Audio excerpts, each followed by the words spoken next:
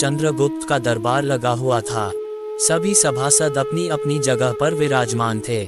महामंत्री चाणक्य दरबार की कार्यवाही कर रहे थे। महाराजा चंद्रगुप्त को खिलौनों का बहुत शौक था। उन्हें हर रोज एक नया खिलौना चाहिए था। आज भी महाराजा के पूछने पर कि क्या नया है, पता चला कि एक सौदागर आया है और कुछ नए खिलौने लाया है।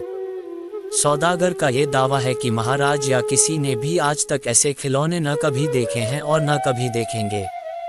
सुनकर महाराज ने सौदागर को बुलाने की आज्ञा दी। सौदागर आया और प्रणाम करने के बाद अपनी पिटारी में से 3 पुतले निकालकर महाराज के सामने रख दिए और कहा कि अन्नदाता, ये तीनों पुतले अपने आप में बहुत विशेष हैं।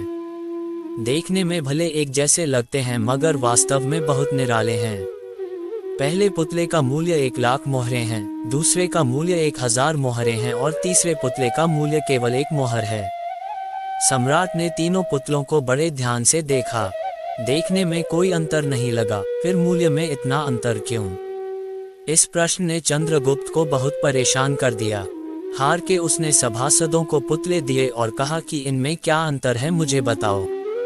सभासदों ने तीनों पुतलों को घुमा फिरा कर सब तरफ से देखा मगर किसी को भी इस गुत्थी को सुझाने का जवाब नहीं मिला। चंद्रगुप्त ने जब देखा कि सभी चुप हैं तो उसने वही प्रश्न अपने गुरु और महामंत्री चाणक्य से पूछा। चाणक्य ने पुतलों को बहुत ध्यान से देखा और दरबान को 3 तिनके लाने की आज्ञा दी। तिनके आने पर चाणक्य ने पहले पुतले के कान में तिनका डाला। सब ने देखा कि तिनका सीधा पेट में चला गया। थोड़ी देर बाद पुतले के होंठ हिले और फिर बंद हो गए। अब चाणक्य ने अगला तिनका दूसरे पुतले के कान में डाला। इस बार सब ने देखा कि तिनका दूसरे कान से बाहर आ गया और पुतला ज्यों का त्यों रहा। ये देखकर सभी की उत्सुकता बढ़ती जा रही थी कि आगे क्या होगा। अब चाणक्य ने तिनका तीसरे पुतले के कान में डाला। सब ने देखा कि तिनका पुतले के मुंह से बाहर आ गया है और पुतले का मुंह एकदम खुल गया। पुतला बराबर हिल रहा है जैसे कुछ कहना चाहता हो। चंद्रगुप्त के पूछने पर कि ये सब क्या है और इन पुतलों का मूल्य अलग अलग क्यों है, चाणक्य ने उत्तर दिया, राजन, चरित्रवान सदा सुनी सुनाई बातों को अपने तक ही रखते हैं और उनकी पुष्टि करने के बाद ही अपना मुंह खोलते हैं। यही उनकी महानता है। पहले पुतले से हमें यही ज्ञान मिलता है और यही कारण है कि इस पुतले का मूल्य 1 लाख मोहरें है।